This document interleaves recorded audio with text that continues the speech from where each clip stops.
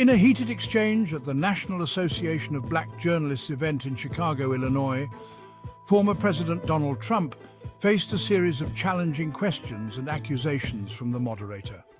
This video delves into the claims made, examining the alleged lies and distortions, and highlights Trump's responses. First, let's listen to the interview.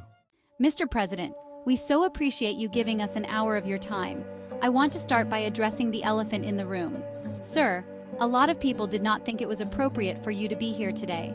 You have pushed false claims about some of your rivals, from Nikki Haley to former President Barack Obama, saying that they were not born in the United States, which is not true. You have told 4 congresswomen, women of color who were American citizens, to go back to where they came from. You have used words like animal and rabid to describe black district attorneys.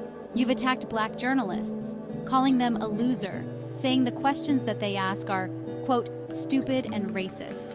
You've had dinner with a white supremacist at your Mar-a-Lago resort.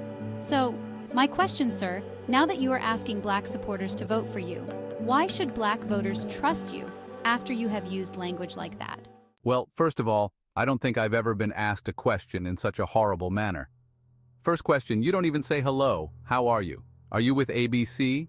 Because I think they're a fake news network, a terrible network, and I think it's disgraceful that I came here in good spirit. I love the black population of this country.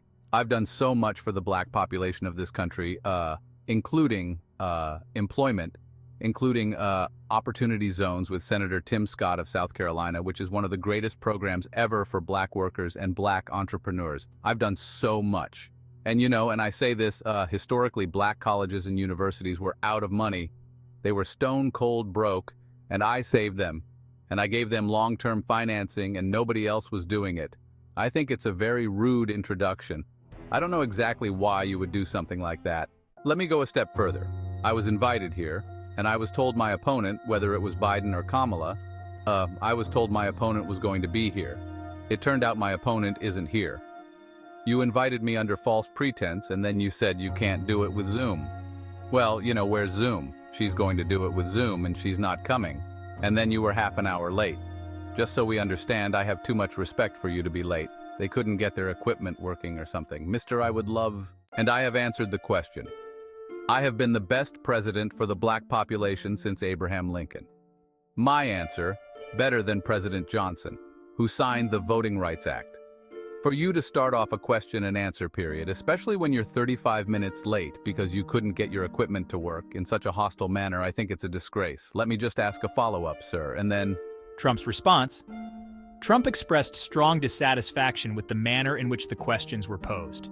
He criticized the interviewer for the hostile tone and lack of a courteous greeting.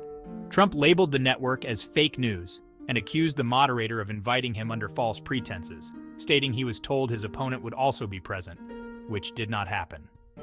Defensive actions and accomplishments. Support for black community. Trump emphasized his contributions to the black community, citing increased employment rates and the establishment of opportunity zones in collaboration with Senator Tim Scott. Aid to historically black colleges and universities, HBCUs. He claimed to have rescued HBCUs from financial distress by providing long-term funding. Best president for black population. Trump declared that he has been the best president for the black community since Abraham Lincoln, surpassing even President Johnson, who signed the Voting Rights Act. Tone and conduct. The interview was marked by significant tension. Trump was visibly frustrated by the aggressive approach of the moderator and the technical issues that delayed the start of the session. He felt disrespected by the manner of questioning, especially given the tardiness of the interviewer. Conclusion. The interview highlights the contentious relationship between Trump and certain media outlets. His defense focused on his perceived achievements for the black community, while he dismissed the moderator's criticisms as part of a broader bias against him. The exchange underscores the polarized nature of contemporary political discourse and the challenges in addressing sensitive topics with mutual respect and understanding. If you found this discussion insightful, please like the video and join our channel for more updates.